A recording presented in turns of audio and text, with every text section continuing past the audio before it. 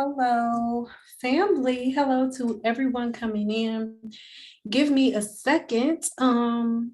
We are going to do this through Zoom today. So I'm heading over to my phone and switching everything over because I do want to share some information with you. So I am giving everybody a chance to come in because we are going to have a really detailed talk today. I am very excited about this new routine that we're going to have for my channel going into 2022, So yeah, like I said, I'm giving people a chance to come in, and I am also getting to my phone so I can read your comments. So give me a second, boo.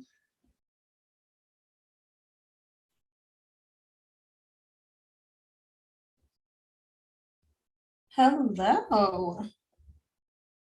All right, so everyone, let me know where you are, where you watching me from. Obviously not your address, but what state are you watching me from? What city and state are you watching me from?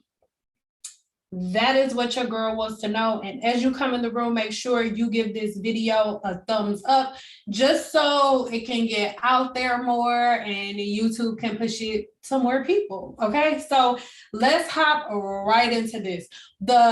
I'm going to be looking down as I'm talking because I did write a couple of things down. We're going live today. So going live, you can see how I look when I plan out or script my videos just a little bit, just so I can stay on schedule, because I do have so much in my mind. Texas in the building, Alabama, Indiana, Queens, New York, Texas. Shayla Sullivan, you said hello, Cyn. Hello, Shayla. How are you? All right, so hopping right into it.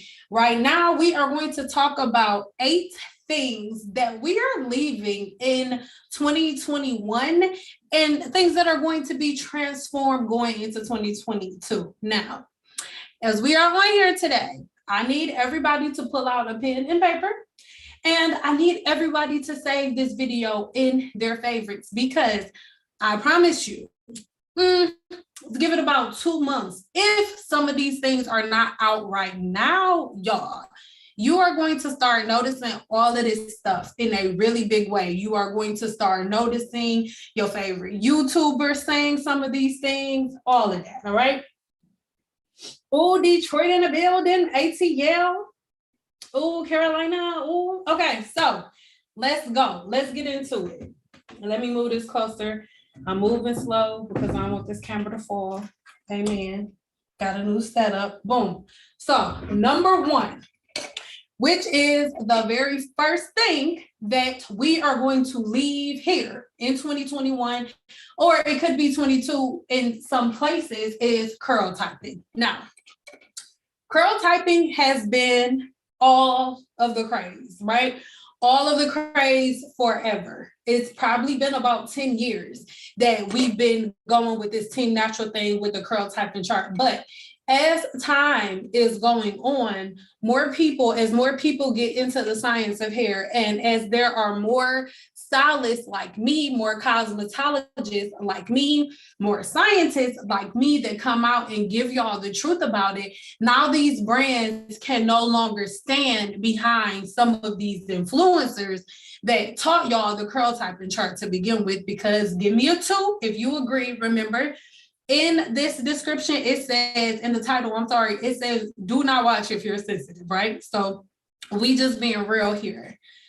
If you have been following the Team Natural chart, the growth chart, 4A, 4B, 4C, there is one place that taught you that, and that is YouTube.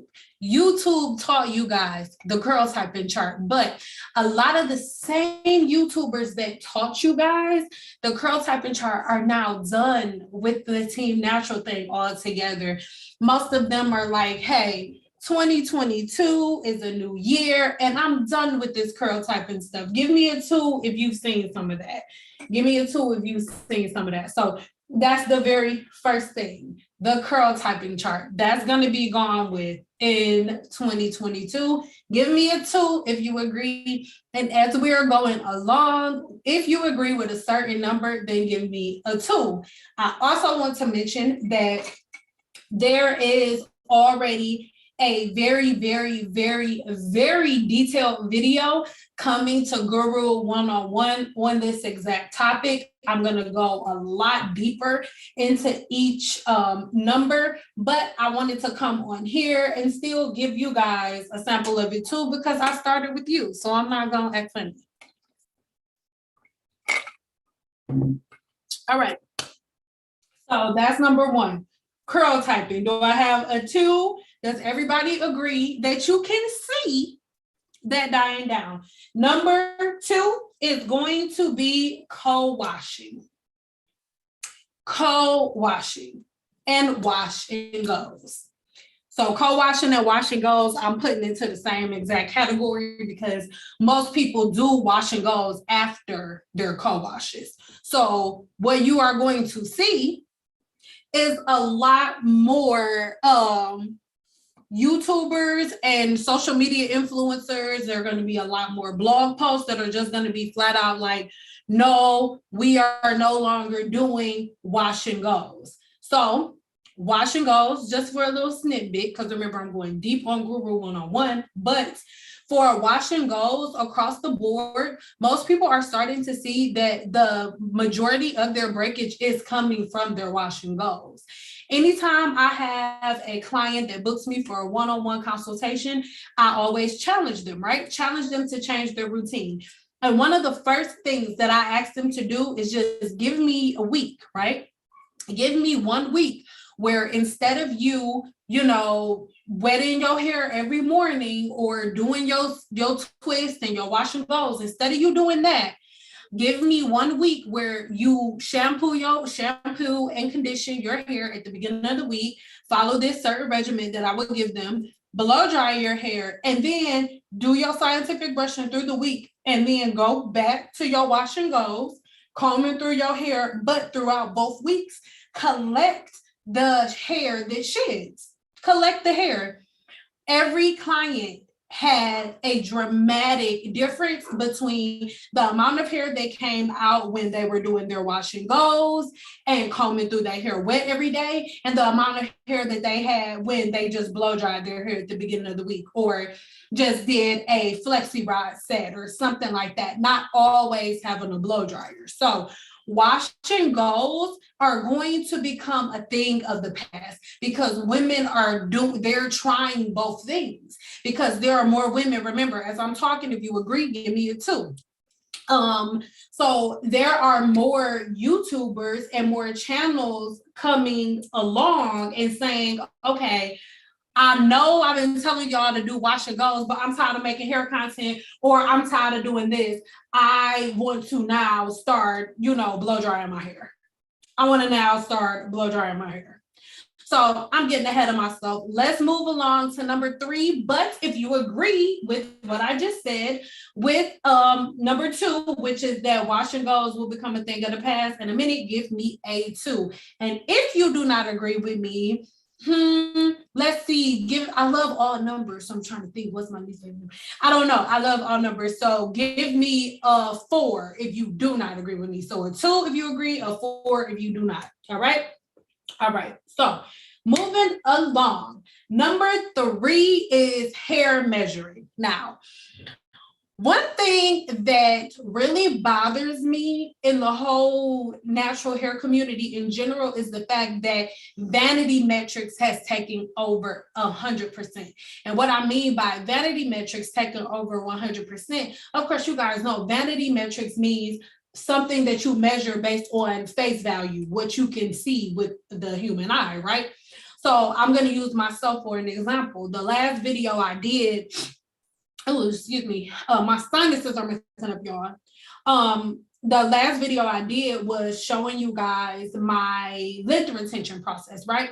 So I blow dried my hair and I just had it blown out. And I had a couple of comments like, oh my God, your hair is so thin. It looks so uneven, because women look at the whole hair growth cycle as something to be face value. Like, you can measure the health of your hair by looking at it, and that cannot be further away from the truth, especially when we're talking about curly hair, because straight hair swells when it's dry, right? So somebody that has naturally straight hair, their cuticle, their hair shaft swells when it is dry. But somebody with curly hair, our hair shaft swells when the hair is wet, right? So you don't cut curly hair wet, and you don't cut straight hair when it's dry, because if you cut hair if you cut hair whenever it's in a state where it's swollen, the cut is going to be uneven, right? That is because you can't really see. You cannot see the true length of hair when it is swollen.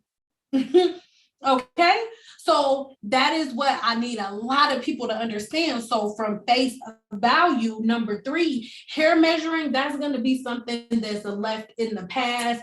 All of these different ways that people have to cut their hair, I think that those things are going to start to be left in the past, simply because a lot of everyone's favorite YouTubers that originally told a lot of people not to go to hair salons are now going to hair salons.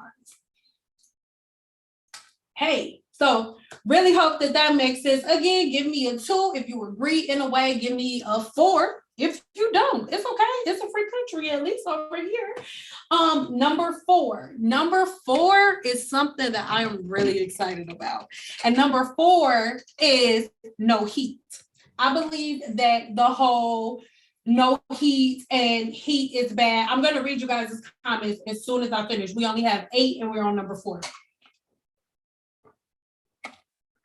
So I believe that when it comes to no heat, this is one of the things that irritate me the most, because of social media, women think that blow dryers and flat irons are like the absolute devil. They think that as soon as heat touches your hair in any way, shape, or form, that your hair is going to be damaged and that it is the worst thing. But you can talk to any licensed cosmetologist or any hairstylist for that matter and ask them, out of all of their clients, who do you think has the most damaged hair between naturals and people or clients that relax their hair or straighten their hair on a regular basis? Whose hair is most damaged? And every time across the board, stylists are going to say that their clients that are natural, that haven't straightened their hair in years, that don't use heat,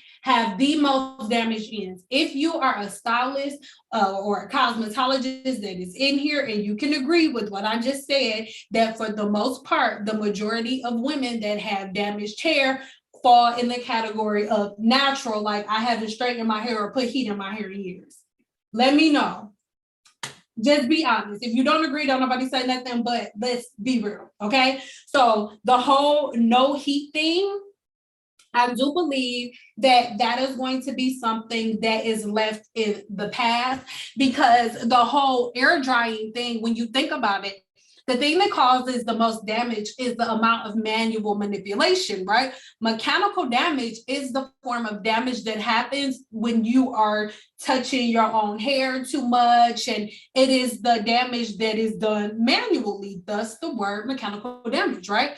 So the longer you're in your hair, or the longer and the more you're in your hair, the more chances, the higher your chances are of causing mechanical damage, right? So if you're wetting your hair every single day and combing through your hair every single day and finger twirling every single day versus doing it one day a week, like hands down, the person who is touching their hair on a regular basis has higher chances of doing things that cause mechanical damage, like breakage, single strand knots, because hands down, women who straighten their hair on a regular basis, the percentage of women who wear their hair straight most of the time, or who blow dry their hair most of the time, or who get trims on a regular basis, the percentage of women in that group that have single strand knots and split ends is very, very low when compared to women who don't use heat of any form because they think heat is the devil. And that is just being real. Give me a 2 if you agree and a 4 if you don't. It is a free country. You can do what you want, okay? But like I said, give me a 2 if you agree and a 4 if you don't. All right, so moving along, number 5. No combs and no brushes. No combs and no brushes. Now, I said that the no blow dryer was the most irritating one, but let's switch. The number 1 most irritating one is no combs and no brushes, and then number 2 is gonna be no heat. Because listen, that's dumb. Like, how you use a washcloth to wash your butt, but you don't use no brush to comb through your hair. Like, it just don't make no sense. No combs, no brushes. It's crazy because listen to this. We'll go out and spend $200-$300 on one bundle of hair. And that bundle of hair, when it was attached to that person was combing their hair all throughout the day. At least twice a day, once in the morning when they got up and once when they went to bed. And you went and spent $200 on one bundle of her hair. And you wearing it, not everybody, but a lot of people wear it because to get their hair thicker. So you want to get your hair thicker, but your solution to getting your hair thicker is no combs and no brushes. But the bundle was grown out by using combs and brushes. Oh, make it make sense.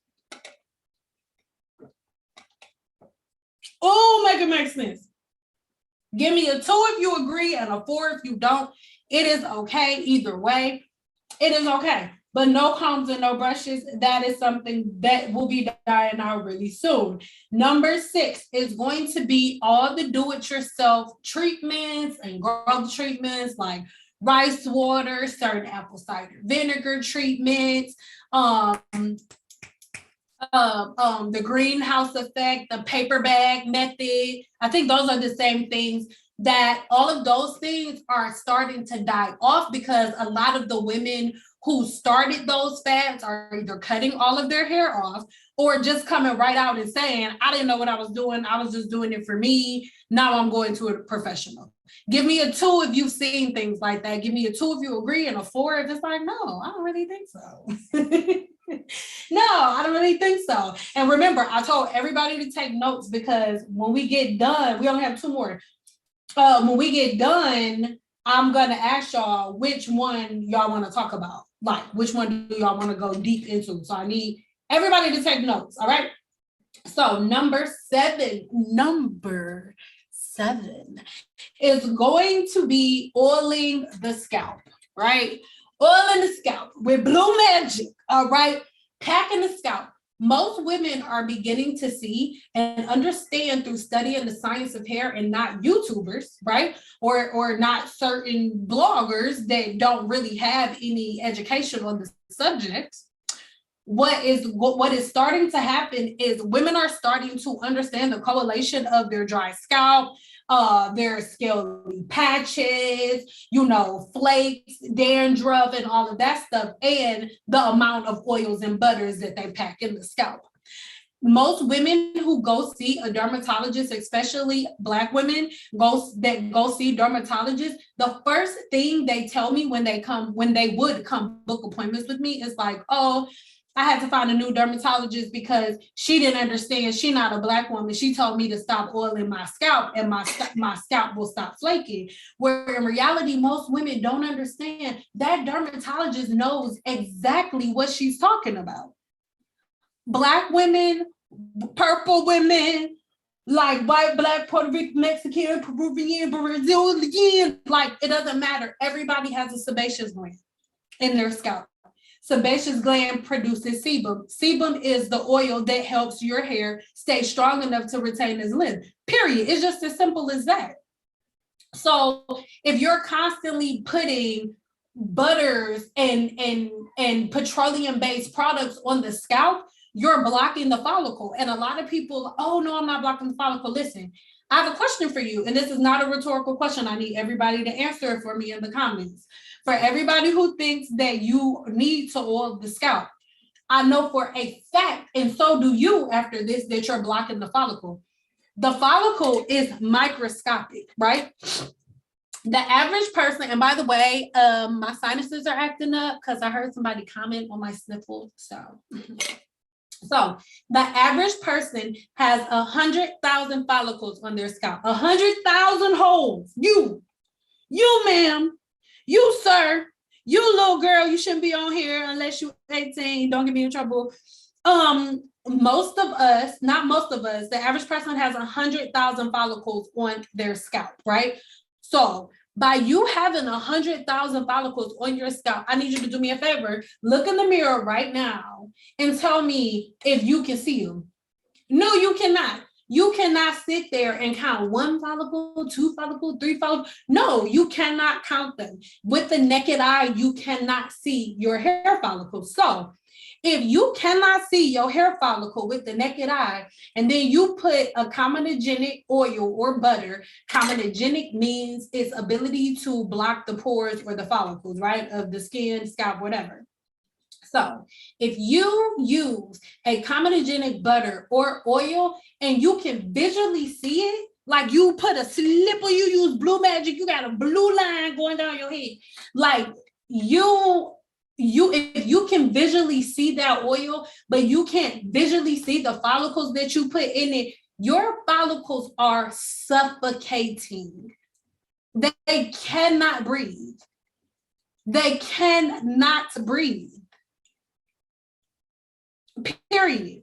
Our follicles do not freaking need to be oiled. They don't. There's enough sebum coming out of your scalp. Now, do you need to do certain types of oil pulling practices that include scientific brushing and things of that nature to pull the sebum down the hair shaft? Absolutely. There's a thing for that. That's what scientific brushing is for. That's why number 5, which is no combs and no brushes, is dumb, because you need to assist the sebum coming down from the follicle down the hair shaft so that the sebum can make the hair shaft stronger. So you need combs and brushes. So number 5 can go bye-bye and number 7 can go to heaven. Okay, number 8 is the very last one, and this is the lock method, right? The lock method.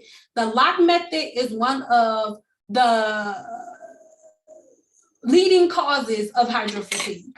Sorry, sue me, but it's true. Sue me. It's true. It is true. Now, this is the explanation that I like to give. Remember, this is our very last one, and after this, you guys can ask questions about whatever you want to go deep into, right? But when we are talking about the lock method is one of the most unhealthy things that you can do to the hair shaft, and it is one of the most highest leading causes of hydrofatigue. Let me explain. So let me break down porosity. And as I break down porosity to you, right? The lock method, but I'm not even gonna have to say to you or explain to you why the lock method doesn't make sense. And I need you to do me a favor because the comments are down here, right? Then I'm gonna read y'all comments in a second. But as I'm explaining porosity to you, the second that the logical explanation of why the lock method is not good for your hair shaft, regardless of your porosity, I need you to write it, right? Write it down there. I'm going to go back and read it because I just want this to register y'all as common sense. All right, because as a Black woman, you are smart enough to be able to put this stuff together. And I'm tired of them being able to sell us anything and we buy it and, you know, us constantly wasting our money. No, let's take the blinders off. Let's take emotion out of the equation and let's get to this real quick. All right, so let's break down porosity. So we have 3 levels of porosity, right? And each level of porosity has a high version, a mid version, and a low version, right? So you can have extremely low porosity hair, mildly low porosity hair, or like it's all between medium porosity and low porosity. Hope that makes sense, all right? So 3 levels. Low porosity hair has a cuticle that is really, really tight and it's very, very hard for it to absorb or release moisture and toxins, all right? Remember, it's not just about moisture, it's about toxins. It's not just about receiving, it is about releasing. Two-way street when it comes to the cuticle. The cuticle is not just there to receive. Please remember that. Back to it. Low porosity hair, cuticle that's tight, can't receive moisture. Well, hard for it to receive moisture, hard for it to release, right? High porosity hair. High porosity hair, which I have, has a cuticle that's wide open, very easy for it to receive, but it's real hard for it to hold it in and let everybody come in and it be like, all right, bye y'all, see you tomorrow. Don't let nobody spend the night. But then we have normal / medium porosity hair. But the key that I want y'all to think about is normal. Well, we have low, high, normal. So the normal level of porosity is like the group of women that are looking at YouTube videos like, I don't know what they're going through. I don't know what they're talking about. My hair never does that. Like, what's wrong with them? That's the group of medium porosity hair women who like, girl, my hair grow good. Like, I don't know what's wrong with y'all. All right. So medium / normal porosity hair has a cuticle that is loose. Loose not being a negative descriptive word. Loose meaning it does what it's supposed to do. It's just chilling. It absorbs moisture when it's supposed to, and it releases moisture and toxins when it has too much or enough. Okay? So the key is finding a balance of products and a routine to normalize your porosity, right? So when I say finding a product or a routine to normalize your porosity, I mean, whether you have low or high porosity hair, the key is to get it as close to normal or medium as possible. As close to a cuticle that opens and closes as it is supposed to, right? As I'm saying this, please drop in there why the lock method does not make sense. Once it clicks in your head, please write it in the comments. I know that it's a lag, but as soon as it makes sense, write it in the comments. I'm gonna say it again. The lock method, you know what the lock method means. It's exactly what it sounds like. It's locking in moisture.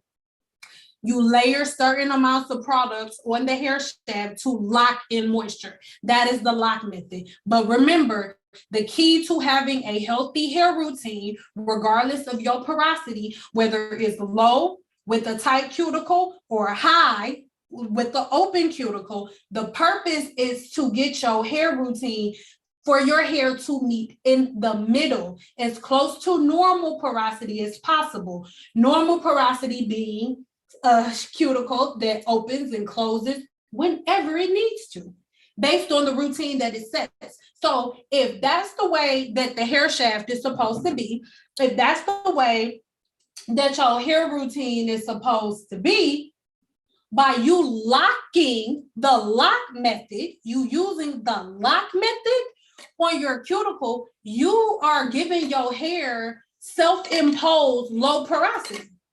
So if that's why it's some people that got super high porosity hair that's actually kind of damaged, so they do the lock method and it feel good for them because they cuticle bust wide open.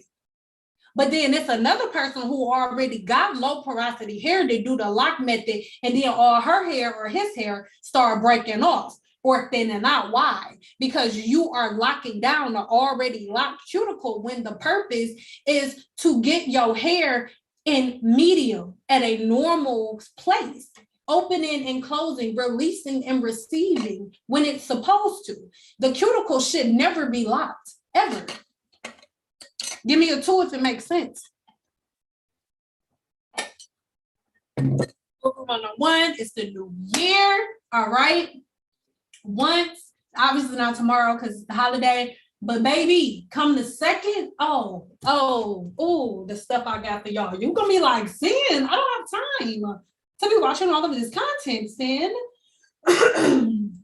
Okay, so I want everybody to tell me which one out of the 8 you want me to go over, and the number that I see the most is going to be the thing that we talk about next.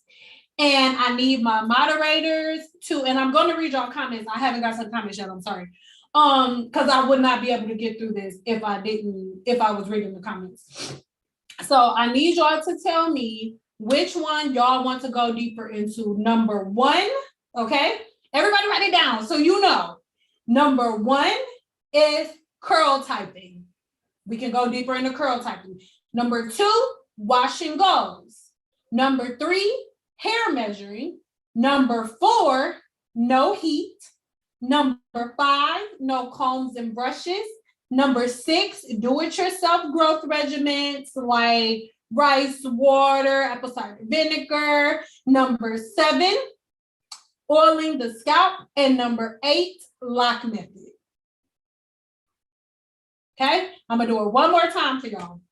Number 1, curl typing. Number 2, wash and goes.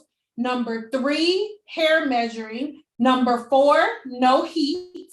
Number 5, combs and brushes, no combs and brushes. Number 6, do-it-yourself growth treatments like rice water, apple cider vinegar. Number 7, oiling the scalp. And number 8, the lock method. What do y'all want to go deeper into? And remember, for the people who say they want to go deeper into a certain thing, y'all gonna have to have specific questions, okay? Because I don't have no questions about it. So I need you to ask the questions about it. Okay? Okay. Moderators, I need you to help me count.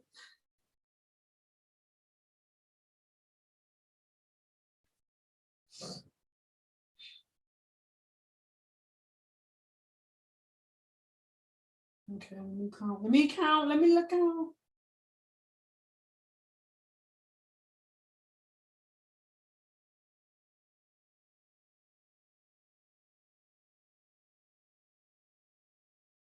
Oh, Lady Dark Sky, you can finally put your hair into a ponytail. Boo. Oh, yes. Okay, sorry. All right. So I see a 4, 2.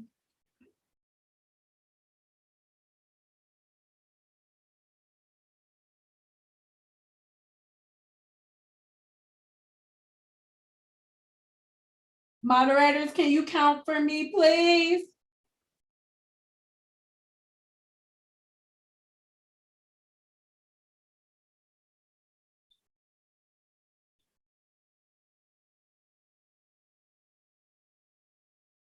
Yeah, that's what I counted to, 6.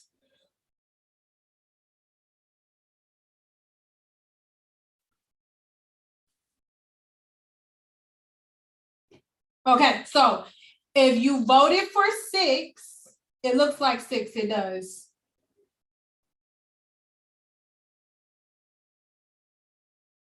Okay, 6 wins.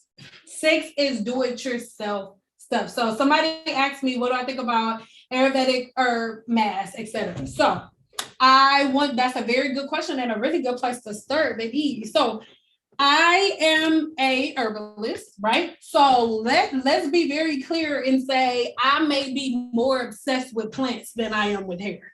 Let's be very clear. I'm probably more obsessed with the plant world than I actually am with hair. So anything that I say don't put in your hair, I'm not saying that is bad.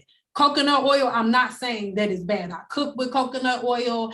I make vegan chocolate with coconut oil and cacao. You know what I'm saying? Like I'm never saying that is bad. But the issue that I have with all of these new herbal videos and all of this new do-it-yourself stuff, they just telling y'all what to mix, and they're just giving y'all the stuff that they read on Google about these different herbs, but they don't understand the pros and the cons. So this is what I'm going to say. if y'all watching videos, right, about different herbal treatments, if the person who is making the video that you following does not give you a list of the cons and a certain group of people that should not use it, you should not be following their content, period. Because everybody cannot use aloe. Everybody cannot use a lot of these products, y'all. So y'all have to be so very, very careful of the people that you are taking direction from, okay? That's something that I want y'all to be really, really, really cautious of.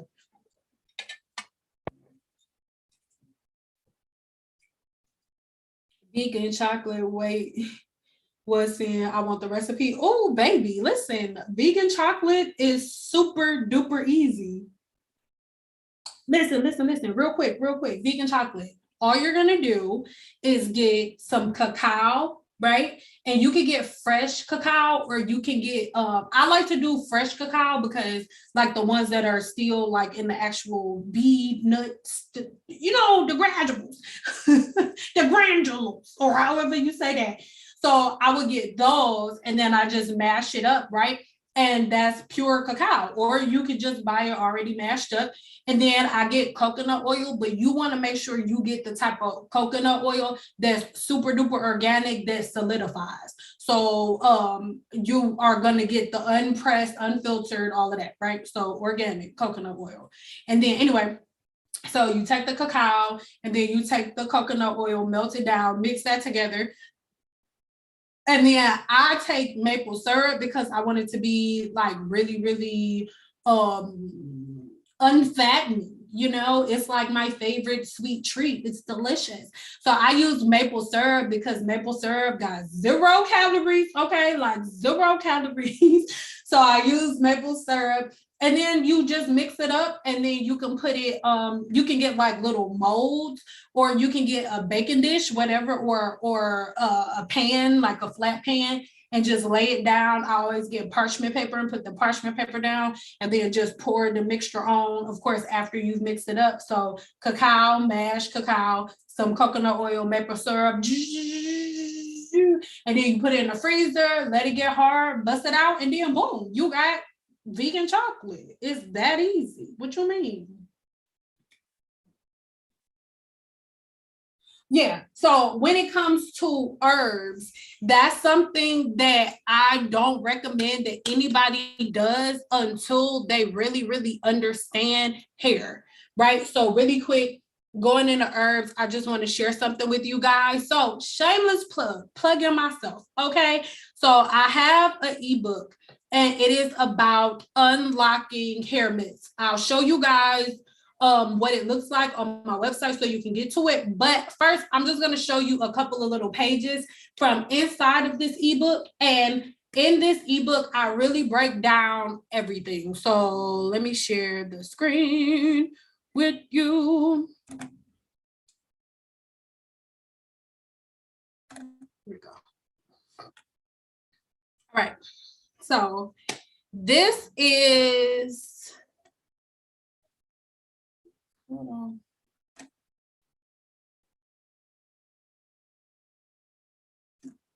Okay, so this right here is some of the pages from my ebook. Hold on, I need to move. Oh, there we go. Hold on. If y'all hear screaming children, they're mine outside. Okay, so this is one of the pages from my ebook, and it really breaks down like the human scalp, and it breaks down all of your internal organs, so you actually understand everything that's going on inside of the body. So you're not just randomly, going through an ebook and not understanding exactly what you're reading. So within this ebook, obviously I can't show you all of the pages that are in the ebook, but it is really, really good for you to get a hold of it, just so you can understand all of the hair myths. But this book is not just about, different myths and stuff like that. Like, it's not going to be like, oh, this YouTuber is wrong and this YouTuber is wrong. No, I'm breaking down your hair on a scientific level. So what I talk about with skin cell turnover, I explain what skin cell turnover to you is in this ebook. And I actually teach you how to find yours, how to keep track of it, which fruits and vegetables to eat to power you up, to make sure that your scalp health is all together. So this is an ebook that I really, really, really recommend to everyone and anyone that is really, really confused on how to get their hair growing or how to undo different things that they did whenever they were in, whenever you're in that case of constantly trying new things and trying team natural hacks, and you just want to understand the real science of the human body and how you can follow it. There are also quite a few different checklists that are in there that you can get your hands on too. So I really, really recommend that you guys get your hands on this ebook, all right? Because I put a lot of time into it. So here is the table of contents from this ebook, just so you can see everything that you do get in it. It explains the skin cell turnover, your scalp structure, scalp maintenance, product selection, product usage, what happens with overuse, your natural hair growth cycle, explains that, length retention and damage, types of damage, prevention and repair. Then it gives you weeks 1 through 2, weeks 4 through 5, and a brand new routine. So I really, really recommend that you do this. This is something from Guru 101. I'm just plugging this so y'all know to go watch this video if y'all haven't already. But yeah, these are just a few of the pages. This is a page from the ebook that teaches you the scalp's structure, so you can understand what you're doing to your scalp when you put certain oils and butters on there. And then this lastly is one of the many checklists that you get within the ebook. So you guys remember, take advantage, all right? Like, just take advantage. I'm telling you, okay? Like, it is worth it. Here it is right here. So I will be adding this link in the description box whenever this video ends. But just wanted to show you that really quick. What questions do you guys have, if any, before we move along to our very last topic? What questions do you have?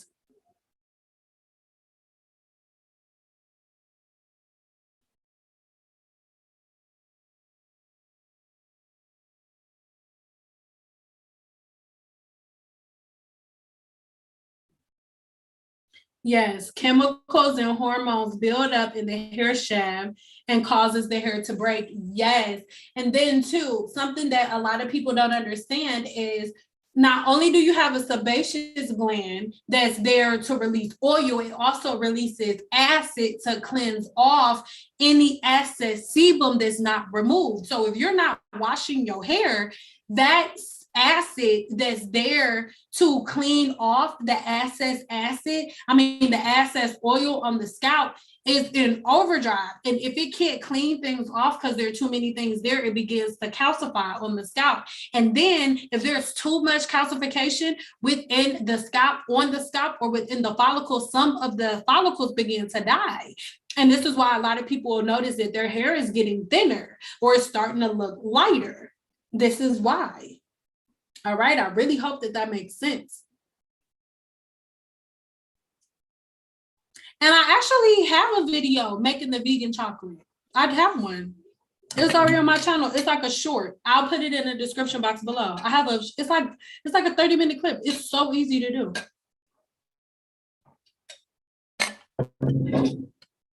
Add some nuts and coconut. Yes. Oh my God. Hey, Barbara, boo.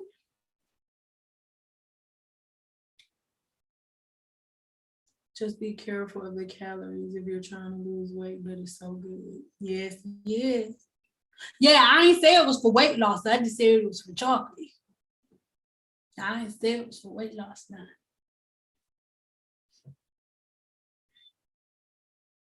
To make the words bigger, press to okay. Calories are the last of my words right now. Sugar is a huge worry, like right now. It would be so good though. Yeah, I'll make it bigger on the screen another day. But y'all, I'm just showing you basic. And then remember, I don't want it to be bigger on the screen because I'm just giving you a little preview of what's in the ebook. So I don't want it to be that big on the screen. You feel me? I ain't trying to zoom in close. You understand what I'm talking about? That was a sneak peek, so you can take a peek.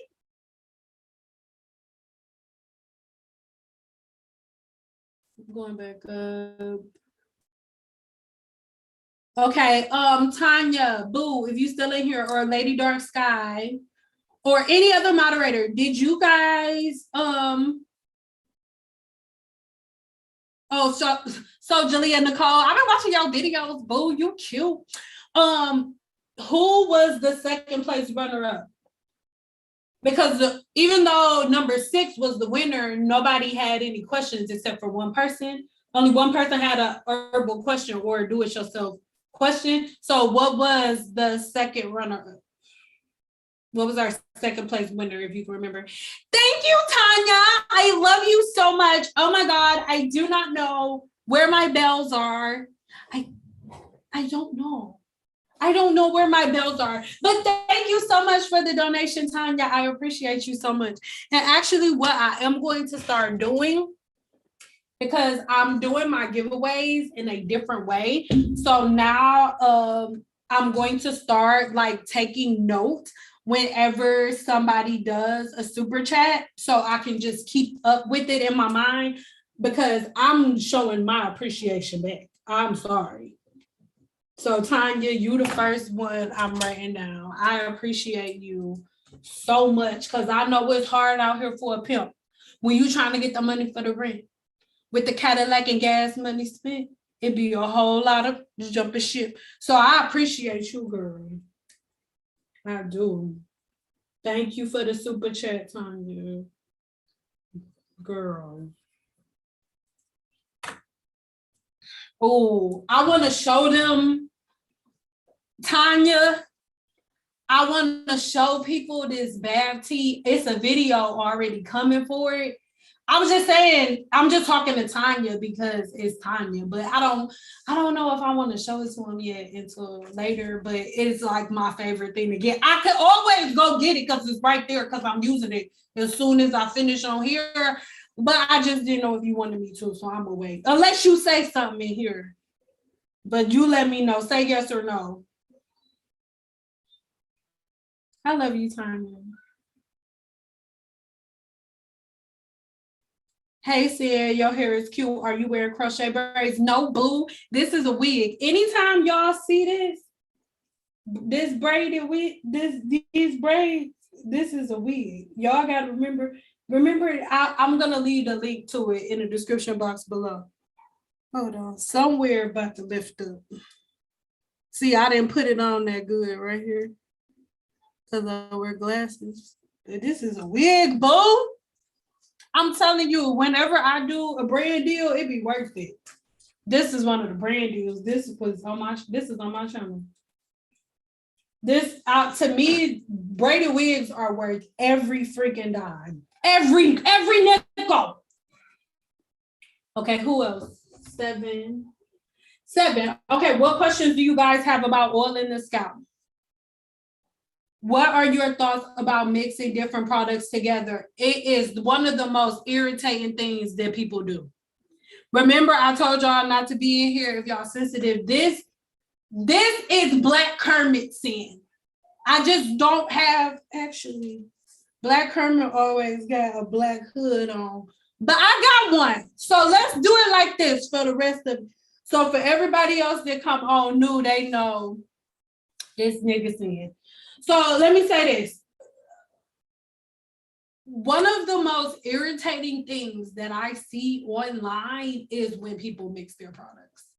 And if there is anything in the world that I want everybody to stop doing, it is mixing their hair products, because when you mix different hair products, you have different formulations from different chemists formulated to do different things in one bottle to treat one level of porosity. So different products formulated to do different things for different levels of porosity in one head. Like, no, just pick a shampoo and conditioner and stick to it, because each shampoo and conditioner, they have 2 different scents, 2 different preservatives, 2 different forms, 2 different sets of additives, 2 different ingredient formulations, 2 different sets of preservatives. So it's more than just putting shampoo and conditioner in your head. It's more than just mixing products. You're mixing, like I said, preservatives, scents, colors. Like, you're mixing so many things. It's like, select a product that you like and stick with it. If you go and spend your money on something that isn't able to stand on its own, then you shouldn't be spending your money, period. You shouldn't be spending your money, period. If it cannot stand alone on its own 2 feet, you should not be spending your money, period. And that's how it should go.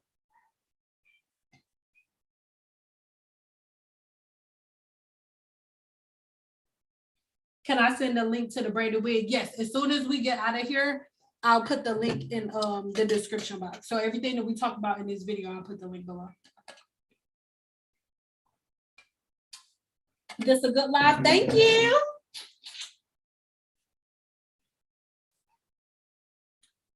You saw the interview yesterday. Congratulations. Oh, one of the members, because the members got to see the interview and Guru 101 got to see the interview. So thank you so much for watching, Yvonne, and thank you. How do you feel about people who use honey to lighten their hair naturally? Is it better to go to a professional to have your hair colored? Absolutely. Because even though you have to ask yourself, why is honey lightening your hair? Understand that anytime your hair gets lighter, there is melanin being pulled out of the cortex, right? So the difference between do-it-yourself hair color at home and hair color done at a salon or professional hair color, as long as you buy some hair color good enough, you can get some hair color from Sally's. I'd rather you get hair color from Sally's than for you to get box color from Walmart, right? So go ahead and get hair color from Sally's. That's good, right?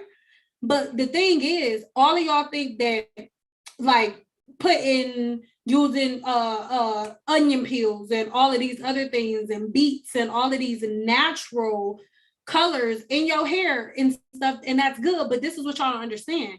When it comes to coloring your hair, you need a start point, a stop point, and a neutralization point, right? Where you have hair color that's formulated by somebody who studied the human hair shaft and who studied the cuticle, right? Then what you get is a hair shaft that goes through all 3 forms and all through steps at one time, versus when you color in your hair with orange with what did you just say? I don't know, with honey and all of these other things, there's no neutralization.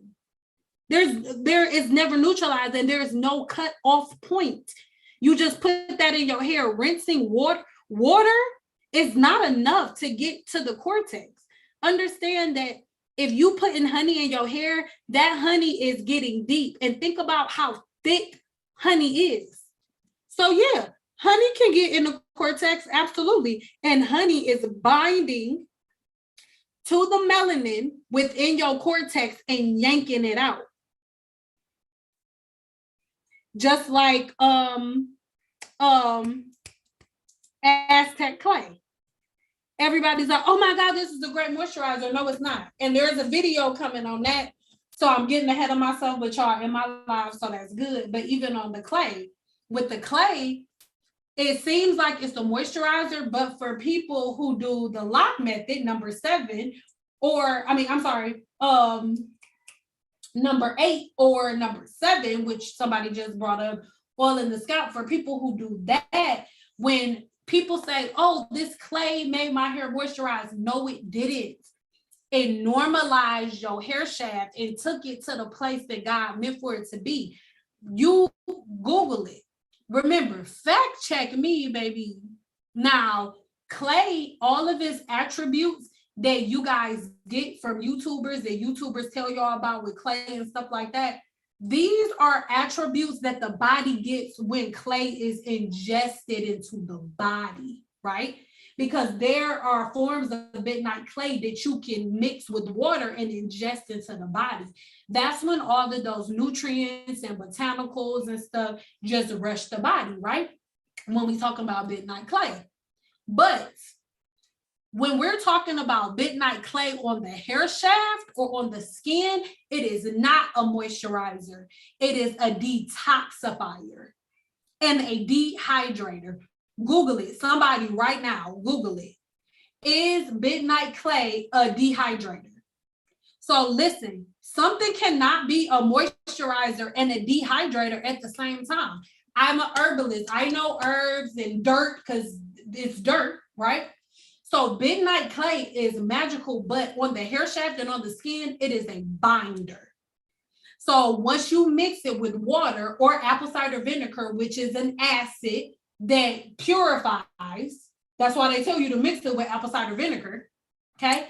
So when you mix it with water, even if you mix it with apple cider vinegar, it just makes the binding and the extraction more powerful if you mix it with apple cider vinegar, but you do not need it. Okay, so clay is a binder. So what it does, it binds to the body and it or the hair shaft, and it finds any form of bacteria or moisture. All right. So like I said, midnight clay is a binder. It binds to the skin and the hair shaft to bind to bacteria and moisture.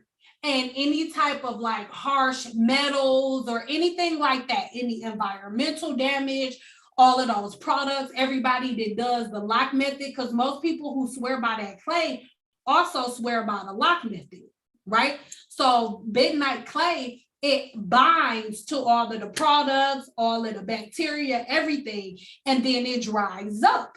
So it's binding to the bacteria while it's wet.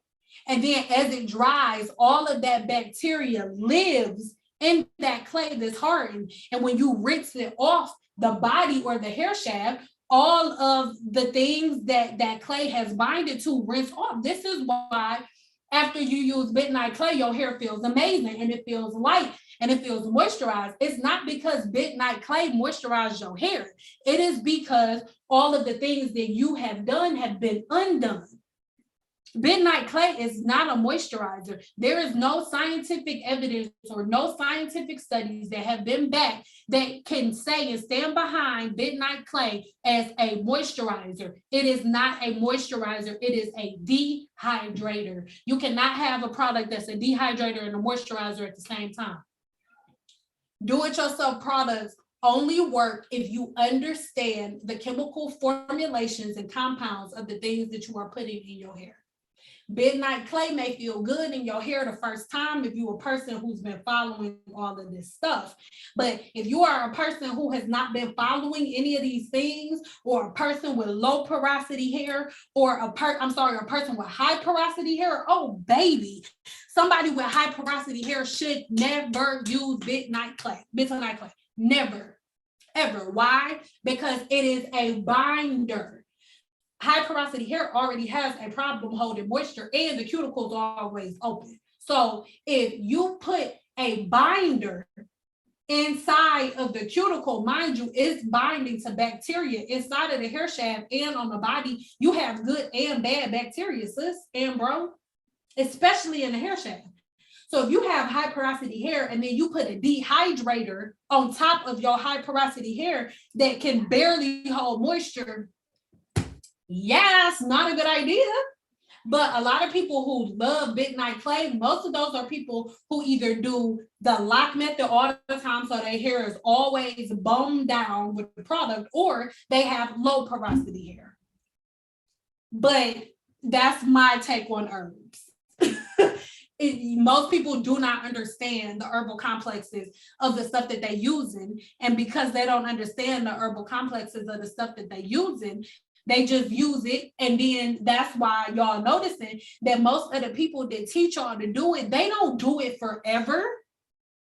They're not making one video about midnight clay and then midnight clay is the only thing they do. No, it's a new home do-it-yourself remedy every week, every other week, every other month. If they work, they wouldn't need to be switched up. Give me a 2 if the midnight clay thing, if you can understand it, or give me a 4 if you disagree. 2 if you agree, or if it's easy to understand with the clay, or give me a 4 if you disagree. It's okay if you disagree. All right, y'all get it that I'm a nigga today. It's hot in this city.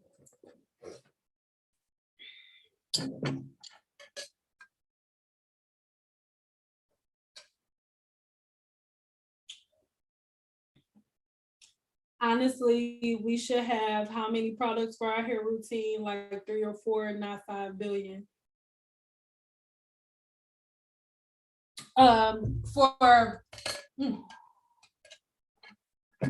Realistically, relaxed or natural, I want to say 5, but it may be, but hold on.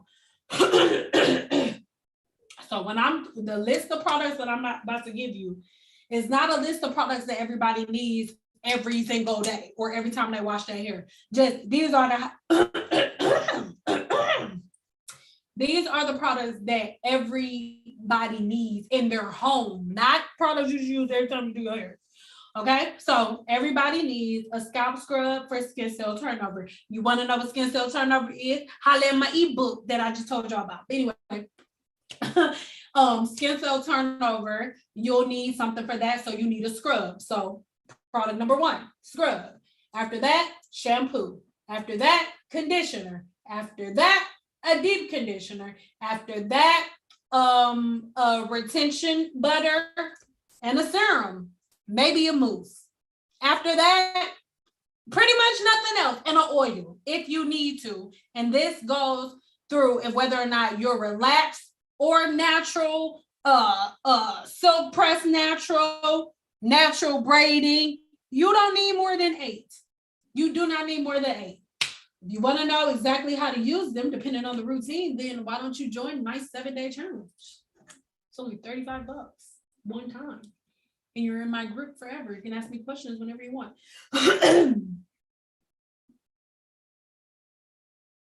Honey good with Tito, absolutely. Believe and trust you so much. You made deposits in the bank of trust. Is it okay to use an onion plus coffee mixture on the scalp before I wash it to stimulate my follicle? Like, you don't need to do that. No. If it's to eat, can you please eat it? No. No. Like, no. No. If somebody can't breathe, the second they get oxygen flow, they start breathing. The second they get oxygen flow, they start breathing. You do not need to like shock nobody's vocal cords. Like somebody got a plastic bag over your head. The second somebody take it off, you start taking a deep breath and you be able to breathe. No, you do not need to do that. Because again, onion has good properties and it has bad properties. For example, first of all, everybody should not put onion peels on their scalp and everybody should not put onion peels on their skin. Why? Onions have the highest, most natural form of sulfur on this planet. Okay? Everybody's body does not react positively to sulfur. All y'all know about onions, it'll stimulate hair growth, but do you know why it stimulates hair growth? And can your body accept the form of nutrients that is giving or the form of shock that is going to give the follicle? Can your body handle those levels of sulfur? This is why a lot of people use natural remedies and then their hair fall out. It's not just about onion peels. What in the onion's chemical compound is going to stimulate my hair growth? No, You do not need to do that. You do not need to add onion peels to your stuff. No, eat it. Your body only accepts 60% of the bloodstream, only accepts 60% of what you put on the scalp. But your body, if when you ingest it inside of your mouth, almost 98% of what you ingest in your body goes directly to the bloodstream. When you put in hair products on your scalp, its purpose isn't to get into the follicle. Its purpose is to get into the bloodstream to stimulate hair growth. It is the bloodstream that we trying to reach when we put products on the scalp. So the nutrients that live within onion peels live, and it's easier for you to get them by simply ingesting it. You can take onion peels, cleanse them off. Organic onions is going to be best. And take the onion peels off and boil the onion peels and drink that as a tea. And it's 10 times more potent than any type of onions that you're going to put on your scalp. Please do not be walking around here smelling like you work at Roberto's. No. In 2022, we are not walking around here smelling like boo-boo sprinkles with rice juice. We are not walking around here smelling like onion peels, okay? Everybody in America, male or female, whatever your flavor is, whether you with a man or a woman, okay? Don't nobody want to be walking up to you trying to give you a hug and you smell like onion juice. You're going to have long hair, but you're going to smell like you work at Roberto's 7 days a week. And you don't even work at Roberto's. You work at Sephora, but you smell like you work at Roberto's. No.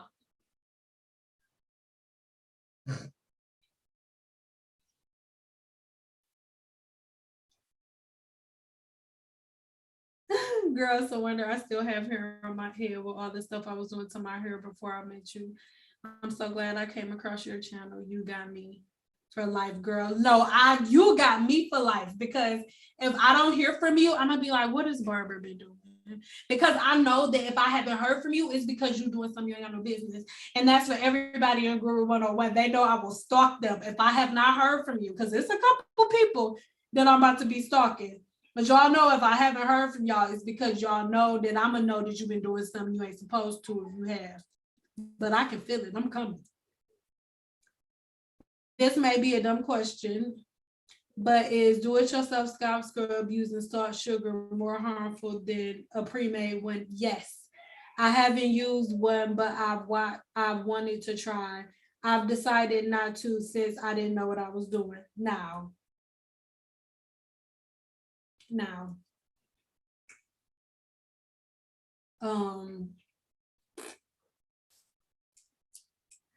I don't recommend doing your own sugar scrub until you've done it. Make it, right?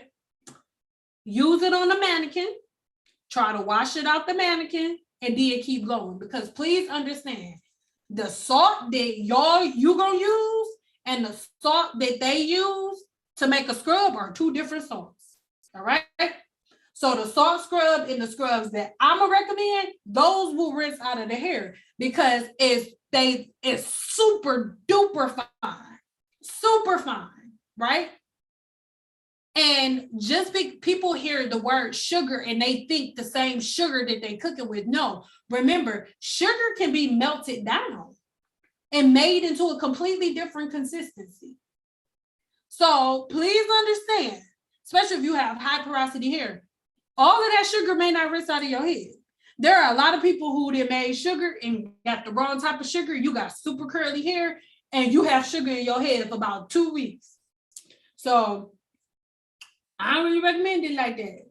Midnight Clay helped me choose a good shampoo. I know it did because it stripped your hair and everything that was in it so you can figure out what to do. So the only people who should be using Midnight Clay is somebody who does the lock method, or if you are a person who's been doing all of these team natural hacks and stuff like that, and you really just want to do a detox and start from scratch, Midnight Clay is cool to do. Or if you got locks and you want to do a clay mask, a Midnight Clay mask, twice a year, then cool. But nobody should be doing it more than twice a year, and high porosity hair should never do it, ever, period.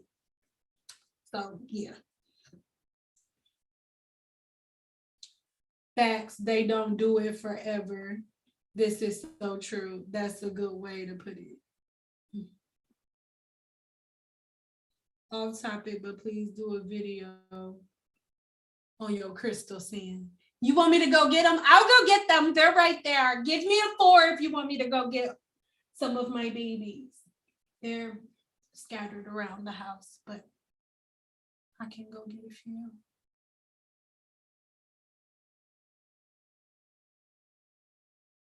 I love you, Cyn Doll. I love you too, Angel. Happy 2022 to you too. Happy New Year to anybody that's in a different country and it's already 2022. Happy New Year, girl. Happy New Year, girl. I ain't gonna be on here the New Year's here, but Happy New Year, girl. Happy New Year, girl. Happy New Year, girl.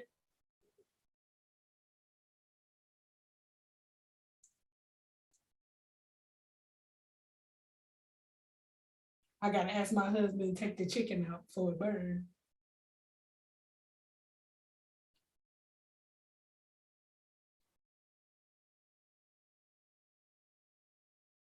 Two, I bought the clay off Amazon after seeing a YouTuber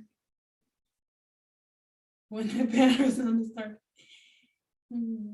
It came. I looked at it, looked at my hair and sent it back. Listen, I love you. I love you, Sophie. Or a scrubbing, massaging brush. If you are like me and can't afford the scrubs all the time, yes, that's a good idea. You can do a scrubbing brush. That'll do it. Because the key is helping your scalp release some of the dead skin cells that's on there. So that is a really, really, really good suggestion, Lady Dark Sky. That's why you a moderator. Hello. What are your thoughts on putting shea butter on the hair? Shea butter, baby. I love shea butter. Shea butter is very low on the comedogenic scale. Put it on the hair, but not on the scalp. But it should only be used as retention. Like it has its place. So you don't use shea butter on your hair before you flat iron it or before you blow dry it, because you're going to be cooking your hair like bacon, frying it, sizzle, smack, crackle, pop, bacon, frying it up like chicken for canes. I use shampoo with acid for cell turnover on the scalp, recommended by my dermatologist. I leave it for 10 minutes twice, then apply moisturizing shampoo. Hair is flourishing. Yes. God damn it, Sophie. Sophie, you, everybody today. Hey, number 1 subscriber of the day is Sophie. All right. Viewer of the day is Sophie. I respect a woman so much who respects the professions of the people they are going to see. Like most women that I have conversations with tell me that they go to see a dermatologist. A dermatologist will tell them, your issue is putting products and butters and oils on the scalp. Cleanse the scalp. Let's do a scalp detox, because that shampoo that Sophie just talked about was a scalp detox. Just one that was prescribed by a doctor. All right. You can get it done yourself, but she trusted the professional and went in to get a scalp detox. That shampoo is something that's giving her scalp and follicle a detox and normalizing the natural pH levels of her scalp and her natural sebum production. So now her hair and scalp is flourishing because now her sebum production is normalized and everything in her hair and scalp is neutral, because the key is scalp health. The key to hair growth is scalp health. But see, most people that are in my community, all right, have a really hard time understanding or accepting that their hair growth is directly connected to their internal health and their scalp health. We don't want to hear that. We like, give me a product to make it grow, baby. Thank you so much for sharing that, Sophie. Thank you so much. Yes, home biz mentor. You said if it is to eat, please eat it. Yes. If you can put it in your mouth, put it in now. If you can put it in your mouth, put it in now, not in your hair. If you can put it in your mouth, put it in now, not in your hair. I'm gonna get some shirts made. Say it in the comments. If you can put it in your mouth, put it in there, not in your hair. Come on. Say it with me, church. Come on, say it. Been so long. Sing it.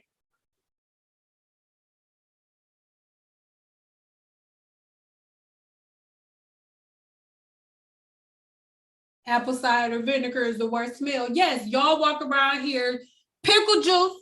Y'all want to smell like pickle juice with your apple cider vinegar. Y'all want to be burritos. Cardi B making y'all all into burritos and tacos. You smell like you work at Roberto's with your onion juice in your hair. And your hair feel like marshmallows, like you work at Baskin Robbins sleeping with wet hair and plastic bags on your head. Marshmallows, burritos, whatever else I said. Stop. Yvonne, what you guilty of? What you do? No salad hair allowed. Walking into you laying next to your man or your woman smelling like potato salad. Does nobody want to be sleeping next to nobody that smell like potato salad? Like, me and my husband marriage staying long and strong because, listen, we both getting in the bed smelling good. Smelling real good. You know what I'm saying? I don't get in the bed without getting in the shower because stuff can happen. You know what I'm saying? And I'm not necessarily, stuff can go down. You just got to be ready for whatever. And even if nothing is happening, you still like, dang, I want him to roll over like, she smell good. And then same thing for him. I need to roll over like, and get an armpit sniff in. Give me a 4 if you smell your man's pit. I don't know why I do that. Don't judge me. If you don't smell your man's pit, keep your comments to yourself. I've seen videos on YouTube, so I know I'm not the only one who does it. Anyway, let me read some of these comments that went to an awkward place. Then I shan't be doing it. I'll stick with a properly made one. Thank you. That's why I stopped using Midnight Clay because I colored my hair. Oh, baby, put some Midnight Clay on colored hair. Your hair, that hair color gonna be like, bye, girl. I'll see you later, girl. Like, well, I should, yeah. Bye, girl. I'll see you later, girl. See you later, dog. Especially if your hair was lightened and then you got a pigment put on top of, oh, girl. Oh, girl. Imagine using the Midnight Clay on your face, how it strips all the oils off of your face, basically making your face a desert. Why would you do that to your precious hair? Yes, but that's what it's meant for. For example, like, this is the thing. I have Midnight Clay, but I don't put it on my hair. I put it on my feet and other parts of my body because I live in Las Vegas, Nevada. So it's the desert. And when it's windy, there's dust. Like they have like little sandstorms. I've never seen a real huge one, but I've seen like little dirt tornadoes. So your skin low key be filthy. Like in Vegas, most people make you take your shoes off at the door because they don't. Oh, sorry. Oh, girl, it feels good. Oh, most people make you take their shoes off at the door because you'll track up dirt through the house. So dumb question, but does that mean you stop doing onion peel water on the scalp? I said onion peels. And remember, anytime y'all see me make an onion peel video, avocado seeds, stuff like that, I'm doing it for I'll have a client that's just like, no, I gotta use this. How do I use it? I use it like that. But remember, Onion peels do not smell like onion juice. You're not gonna smell like potato salad or like you work at Roberto's if you use the onion peels. Just try it out. It smells like nothing. It doesn't smell like onions. It doesn't taste like onions. When you drink tea that's been made with onion peels, and if you go to like a herbalist website, they have onion peel tea that you can purchase because the onion peels are the most potent part of the onion. So onion peels, if anybody was to test it out, like everybody has onion peels in their house. Go get an onion peel that's been dried out, wash it, put it in some boiling water, and then sip it. You will not taste anything. It's going to taste just like water. So onion peels and using actual onion juice and blending it is not the same thing. You don't smell like potato salad if you use the onion peels. Okay. That's not a dumb question, boo. I'm gonna make a funny. We have the wheat hair people been on clay daily, and the salad people. Yes, that's a good one. I missed it. Do what twice a year? If you have to do midnight clay, you can't. You don't need to do it no more than twice a year. But don't do it. But don't do it if you have high porosity hair. Oh my God, I was about to say that again. I read it. I am here dancing in my kitchen. My husband, the whitest man on the planet, is laughing his ass off by what you said. Subscriber of the day. I'm gonna wear that. Girl, you gotta wear the crown. I love you. I do. Like a woman who understands. Let me trust the professional because I don't know what I'm talking about. I don't know what my issue is. So let me go to somebody who spent their life studying the issue that I have today for me to get it fixed versus listening to somebody who's just like doing it for fun, which is nothing wrong with. Like if you have a problem, are you going to listen to somebody who spent their life studying the problem and the solution to the problem that you have their whole life, or somebody who has the same issues that you have? It doesn't make sense. Make it make sense. I don't know. It doesn't make sense.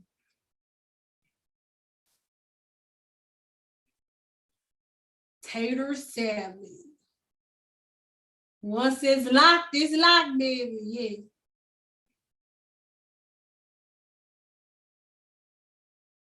There's about to be a whole bunch of skittle diddles running around because of TLC talk. Wait, girl.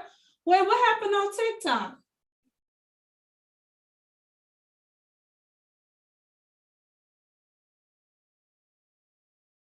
Unless you love potato salad.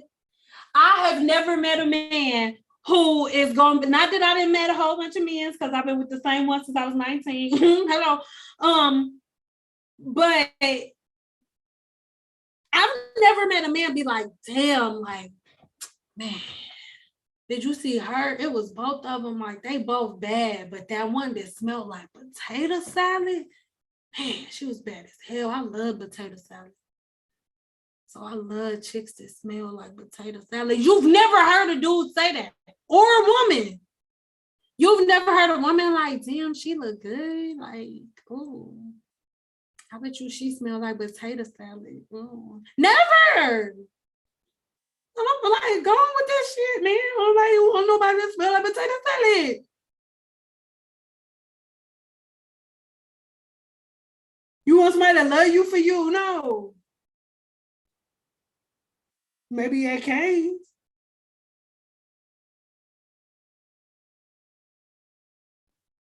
Thank you.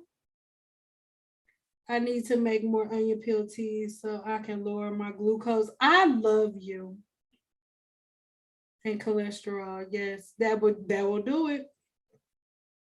How to make onion peel tea. I'm going to leave the video for that in the description box below because I have a video. If y'all was to go on YouTube right now, I mean, don't leave because then you're going to take the views down. But if you go on YouTube and search onion peel tea and then put Cyn Doll after it, it'll pop up.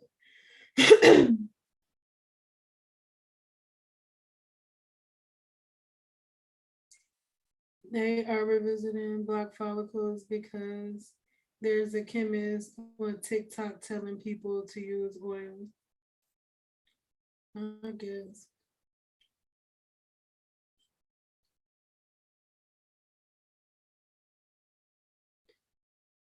We have never heard a man say that. That's what I'm saying. And no. Team Natural, like, I don't even think it's that dudes necessarily got a problem with the way it looked. They may just dislike the way that it smells. I'm just being honest. They may just have a problem with the way that it smells.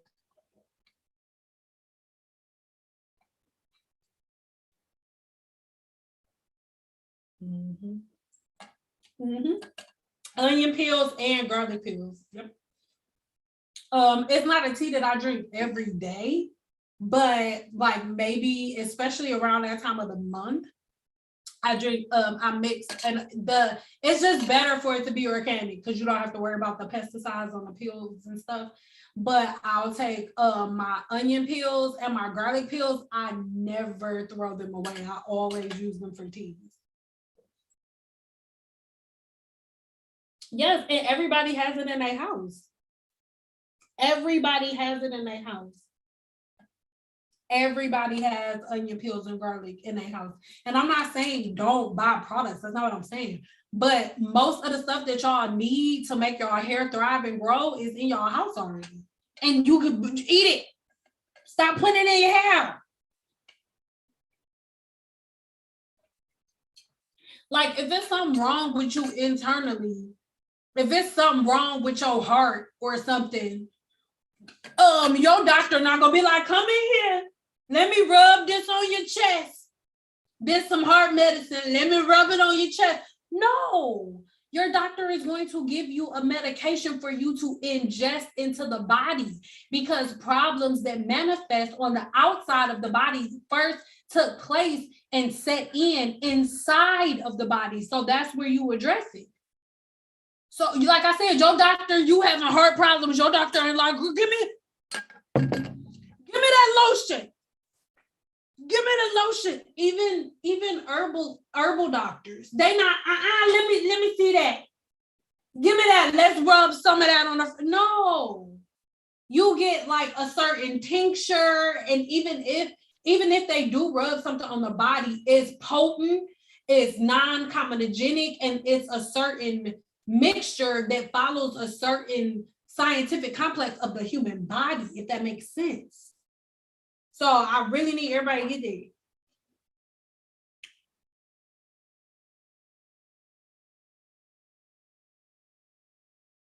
Yeah, it doesn't taste like onions at all. Yes, stop throwing your onion peels away, period. I have a whole, I'm just not going downstairs. I love y'all, but I'm not going downstairs. I have a whole bag, like a plastic bag with nothing but onion peels and garlic downstairs.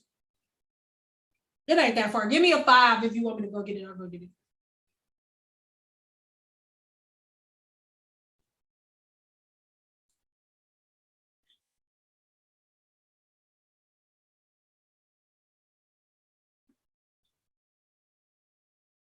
And then, Barbara, I love you, but you gotta go look through Guru 101 because there's a video in Guru 101 with me making onion peel tea.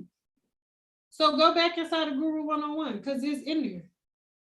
I promise it's in there. That was one of the first places I put it. Thank you, Lady Durskine.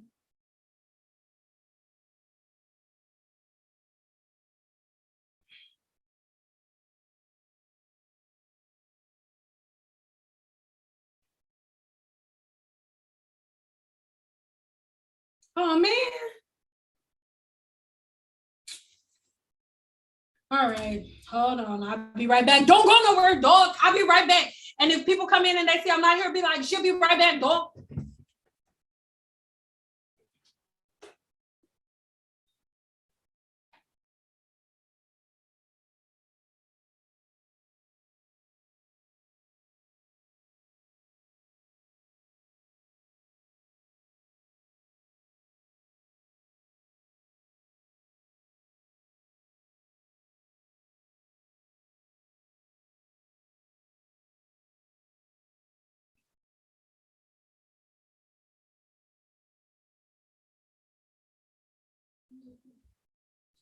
All right, dog.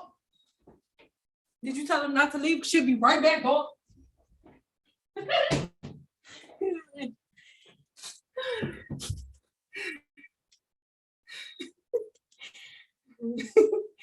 Oh.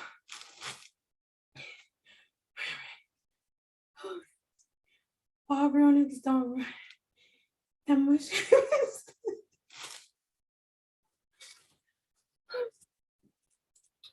Oh shit.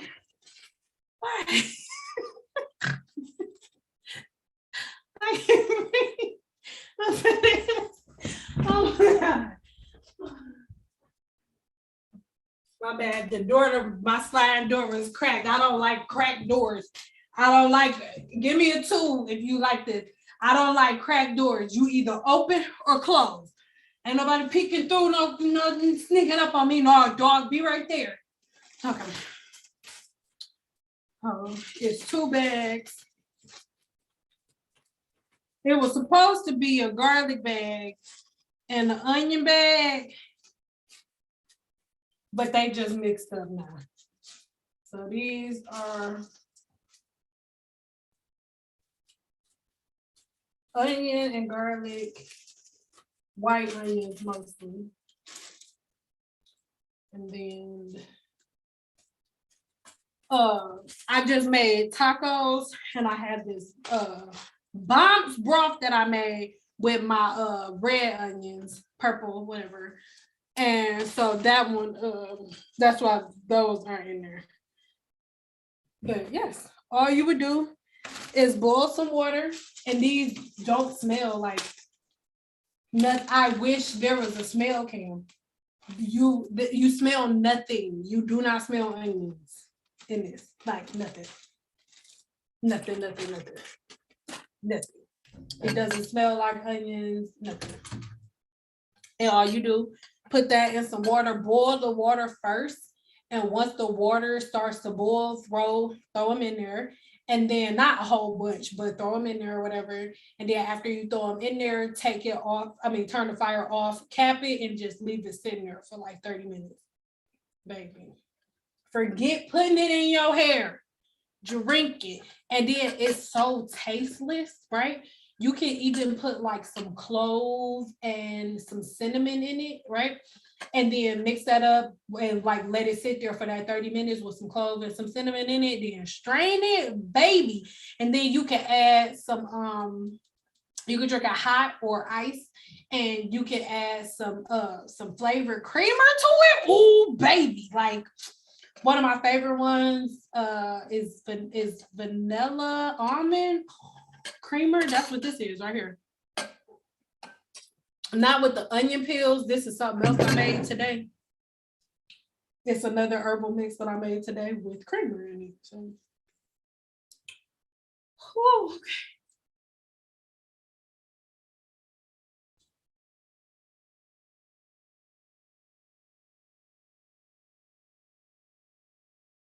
You don't do cracked doors either? Listen, Kat, I don't do cracked doors. No more locked doors. I need to find an herbal store other than Amazon.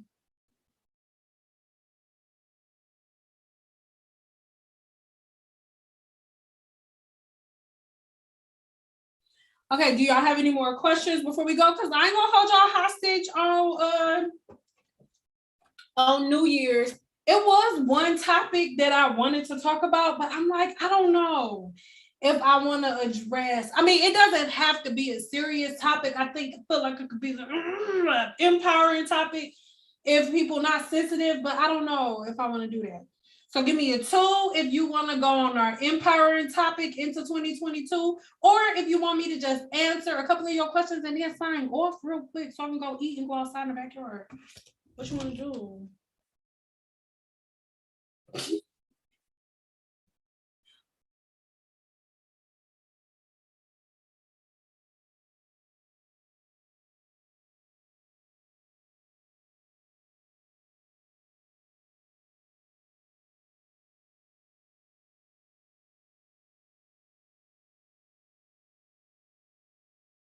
Sorry, y'all.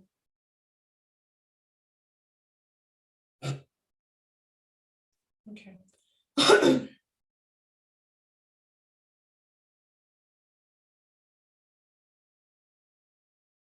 Okay, so I done forgot. Two was the empowering women thing, right? Yes.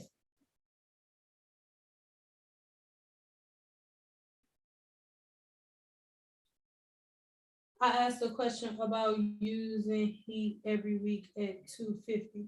No, remember so in Guru 101, our next question to answer is gonna be a recap. And I'm going to go to all of the videos myself.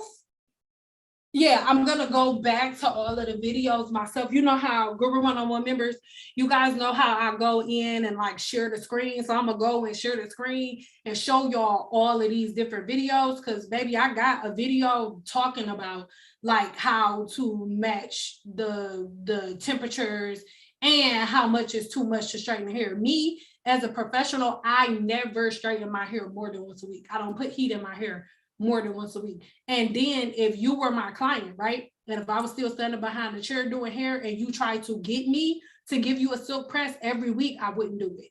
I only would straighten my client's hair every 2 weeks, and that depended on their porosity.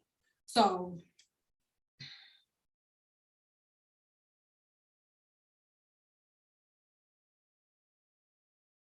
okay, controversial. So I have a question. Now, this don't have nothing to do with anybody's sexual orientation. Do whatever you want to do, whatever floats your boat. I would like to think that a couple of women are pretty damn sexy for myself, okay? I have a couple of female crushes, so let's be very clear. I have no problem with anybody's sexual orientation, but I do have a question, and the conduit to the first question is going to be, who is responsible for this? Do you think Black women hold the responsibility for this, or is it just something around the world? So anytime, remember, I have no problem with anybody's sexual orientation, so please do not be here if you sensitive. If you sensitive, okay, if you soft as wet tissue, then go on get it, please, real quick.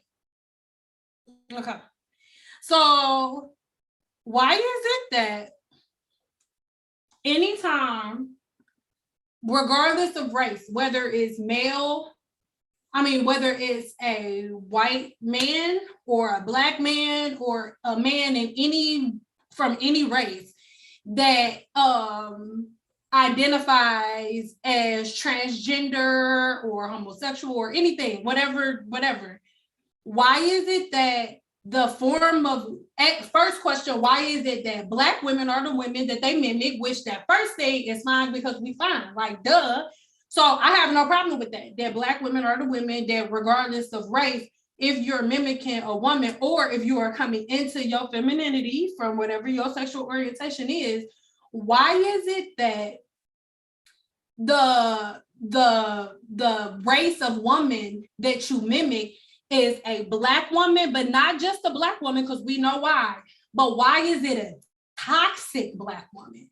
Why is the toxic Black woman the woman that people emulate whenever they decide to identify in a different way? And whose fault is that? Is that Black women's fault?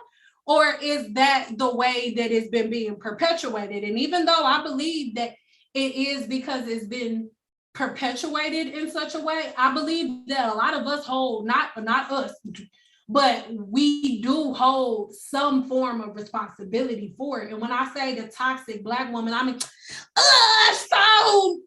why does it? Because I don't even know any women like that. Like, I cannot even be in the same vicinity as that. So why is it that anytime somebody wants to mimic a woman, not mimic a woman, but if anybody ever dives into their femininity is displayed as a toxic, the toxic version of a Black woman. What about a Black woman in all her other forms? And this is a topic that came up. I was watching Queen Cup. Give me a tool if you know who that is. Queen Cup, and it was 3 of them on there having this conversation. I think Mama's the one who made this comment. Why is that? Why is it that, and whose fault is it? It's not a rhetorical question. It's a conversation that I really think we should have, and whose responsibility is it to change the narrative? It's on TV. Anytime somebody mocks or reenacts a Black woman, it's always the toxic kind. But what about all of the other different versions of Black women that exist? Because all versions of Black women are not, so I'm trying to figure out, bitch. Like, all Black women don't call their friends bitches. Like all Black women don't wear bonnets outside. Like, it's just not a thing. And even not just with women, with Black men as well. Why is it that anytime a Black man is on TV or any glorified Black man, there's always one that can't keep it in his pants? To the point where Black men who are actually around, they fall into a different category. Like, if a man is there and present, it got to be something wrong with him. Like, he's not, like, either he gonna do it later, or like, oh, what's wrong with him? Why don't nobody want him? All men do that. Like, why? It's not a rhetorical question.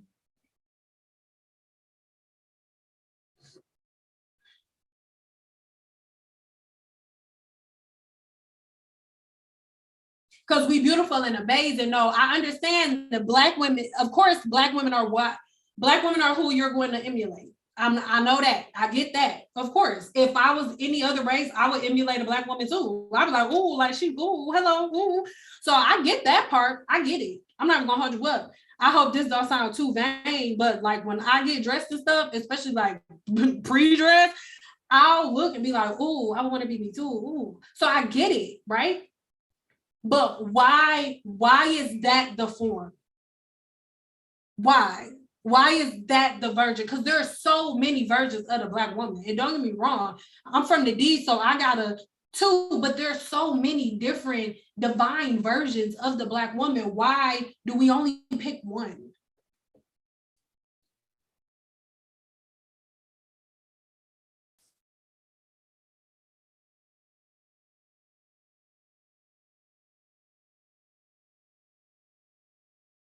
Mm-hmm.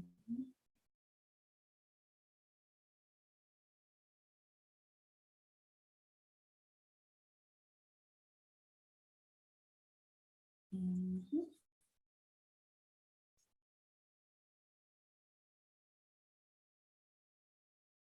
Yes. So that is the question that I want to reign in everybody's head whenever we are talking about, because remember, this isn't jumping to a different conversation.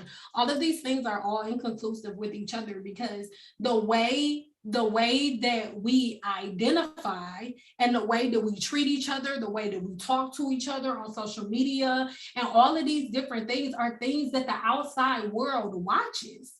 People can't see what to emulate unless they have that thing in front of them on a regular basis. So one of the main things that I want us all to move forward into 2022 with, on top of these 8 things for you to be keeping an eye out for, is just to really be thinking of what you do to that leads us closer to this way that people identify a Black woman. Like, why is the Black woman automatically looked at as toxic? Why, if you're going to emulate a Black woman, I understand that. Why is this the emulation, right? And why is this the thing that we give people? Because nobody can copy something if the original form wasn't there. So the main objective of this video leading into 2022, I want us to really go into 2022 looking at the patterns and the routines that we had in 2021, So that way, instead of, oh, new year, new me. No, it's not new year, new you. You taking the same you into 2022 as you had in 2021. The same thing that you did when you woke up in the morning, the same way that you feel about certain celebrities, the same way that you feel about social media, the same way that you comment on posts. All of these things are all the same. They're all the same. So moving forward, I think that we all just need to really, really look at the patterns that we have, certain things that we do, the things that we say to people on social media, and just be more conscious of what we're creating by the things that we let come out of our mouth and what we're creating by the way that we treat each other. So I love y'all so much. Let me look at a couple of y'all comments, but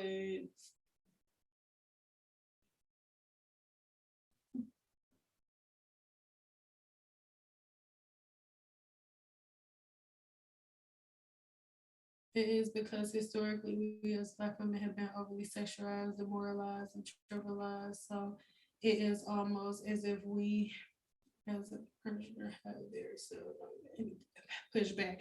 But see, my thing is this: like, okay, yes, historically that's been a thing, but history only repeats itself constantly until somebody else becomes a glitch in the system. Like, we cannot keep making excuses for it. My daddy used to always teach me that something is only a problem whenever it's going under the radar and people don't see it and people don't know that it's been caused. But the simple fact is most Black women know what you just said, that Black women are over-sexualized and all of this stuff. So we know all of these things. So what are we going to do about it? Because the thing is, as Black women, we're constantly, oh, it's because of this, it's because of that, it's because of this. But yet Black women will still go line up outside of Trey Songz's dressing room for him to pick them out and take them back to their room. And that's not just Black women, that's everybody. And I know this for a fact. One of my clients was a limousine driver, and she used to take pictures and videos and stuff of her at work. And she would be parked in the back, like where Trey Songz was. She used to drive for Trey Songz. He was one of the many celebrities that she drove with, right? And I have a bunch of stories like this. I did here in Vegas for 14 years. All right. So she would have, Trey Songz was one of her clients, and she would have his car parked outside in the back, right? And whenever the car would be parked out, and I'm sorry, not her husband. I'm sorry, not her husband, my client's husband. And he would have the car parked outside, and sometimes they would be laughing and giggling and stuff because him and Trey Songz was pretty cool. He was his driver. All right. And they would have pictures. They would show me pictures wrapped around the back of Trey Songz, the place that he was dressing, wrapped around 20, 30 women. Ain't nobody got no gun up to their head making them do that. 20, 30 women lined up around the building waiting for Trey Songz to come pick them and about 5 other girls. He said that he would always pick about 5 or 6. And it would be a lot of the same girls. They would be back there, oh, he picked us last time, but this time, I don't know what I want to do. This time, I'm only doing this. This time, it's a minimum of the stuff that I'm going to do. So as women need to start taking responsibility for the stuff that they do. Like, we cannot keep, oh, me and this, me and that, relationships are bad. No, what do women do to perpetuate the cycle? Because I've seen it with my own eyes. Doing hair in Vegas, I used to have women come in and be like, oh, girl, I've been waiting for this appointment. I'm about to take somebody, man. I'm about to sleep with somebody, husband, and be dead ass serious. So we got to stop playing the victim and really start looking at stuff at face value for what it really is so we can change it. Because I would see it, and I did one of the girls' hair that Trey Songz used to pick all the time. He would literally, and it's not just Trey Songz, they would all do that. They would line up at football games, line up outside. Which one? Oh, pick me, 20, 30 girls. And they are standing in line, dressed up, knowing that I've been standing here for 3 hours. They stand in the line for 3 hours, just like certain dudes stand in the line for 3 hours to get J's. There are women who stand in the line for 3-4 hours to get picked by a celebrity so they can go do whatever with a bunch of girls for free. Not saying you should sell your butt, but just to do it. So in 2022, new year, new me. Yes, new year, new you. But for you to have a new you, you need to look at the old you and really be real and honest with yourself and stop playing the victim. In 2022. In 2022. It hurt my heart a few weeks ago when Black women shared nasty, hateful email. Someone sent to her, fiercely criticizing her new hair care line for natural hair over nothing but jealousy. But that's how the majority of women are. And I don't think people understand that. And as you watch a lot of hairstylists decide to leave the industry, we really have to understand that the same women that y'all see calling YouTubers, oh, FUB, all of this, these are the same women who going in the shops booking appointments. This is not two separate planets. It's one planet. At least this one, Earth, that we're on, these are the same women. So, yeah. Yes, my daddy taught me that all the time. You teach people how to treat you.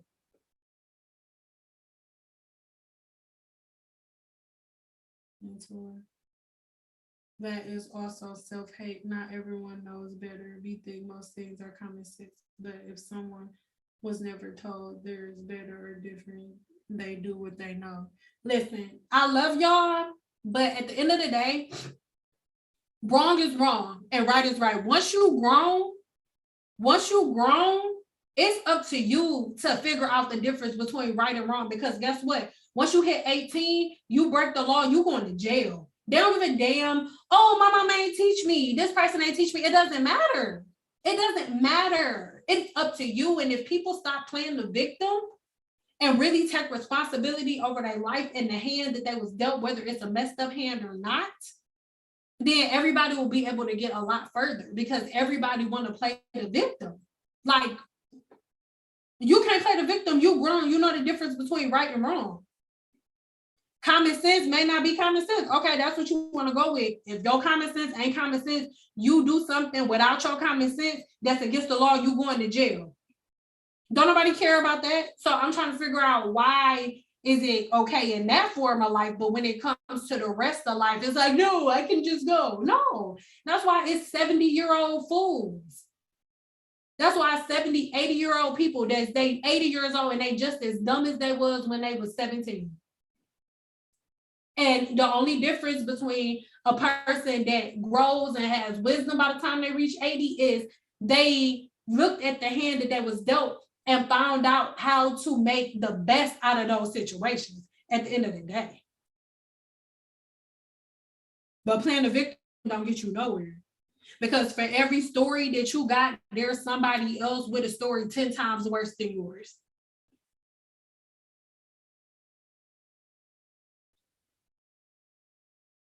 It has something to do with colonization of origin.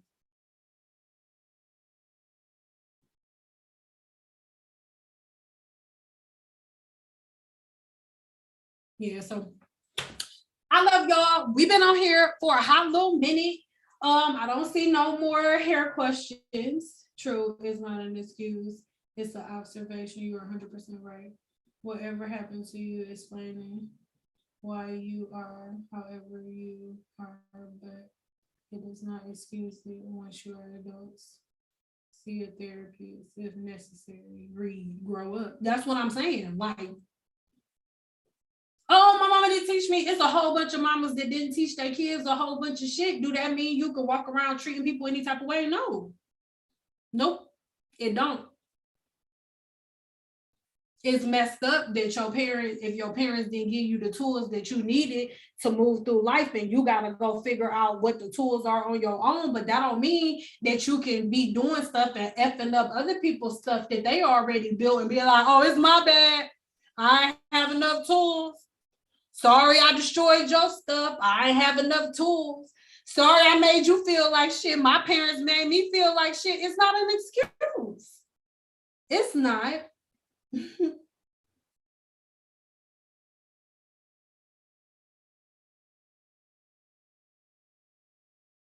whatever happened. Oh. Tell a girl there's a time when you are accountable for your actions, period. And to me, that's the problem, accountability. Like a lot of people gonna disagree with me on this part before we go. People be like, oh, respect your elders. Listen, respect is not given, it's earned. Period. Period. It's some people walking around that are horrific people at 80. Some people's grandmothers are fucking horrific. But just because you a grandma, somebody got to show you respect when you've treated your children like garbage? No. No. No. And not giving respect don't mean like you cussing them out and stuff like that. But like acting, throwing it in a lake of forgetfulness and acting like it never happened. No. No. What goes around comes right back around, and you address everything. And if you don't address it, skedaddle. That's how it goes.